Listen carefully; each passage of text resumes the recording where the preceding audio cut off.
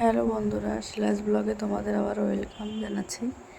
দেখো বন্ধুরা, সকালে রান্নাঘরে চলে এসেছি। ছেলের জন্য একটু ব্রেকফাস্ট বানাবো, তাই ওটস রুটি। তো এটা একবার দেওয়াই আছে, তবু আর একবার একটু দেখিয়ে দিলাম। ওটস দিয়ে রুটি বানিয়ে নিলাম একটু ছেলের জন্য, একটু ফ্রাই করে। সকালবেলা তো ছেলেকে দিলে একটু ভালো লাগে খেতে। সস দিয়ে দিলাম একটু ওপরে, একটু চা খেয়ে নিলাম। তারপরে একবারে দুপুরে রান্নাটা সেরেই নেব। চিংড়ি মাছ দিয়ে একটু পালং শাকের তরকারি করব। শাকের তরকারি ছেলের জন্য ভালো, আর আজকে একটু শাক পাতা দিয়েই খাওয়া হবে। তো দেখো, পালং শাক চিংড়ি মাছ দিয়ে হয়ে গেল। পালং শাকটা দিয়ে দিলাম, জলটা ফুটে উঠলো পরে খানিকক্ষণ ঢাকা দিয়ে এবারে রাঁধুনি ফোড়ন দেবো। কিন্তু আমরা শাকে রাঁধুনি ফোড়ন দিই, তোমরা কে কী দাও একটু জানিও প্লিজ। তারপরে হয়ে গেল ওইটা।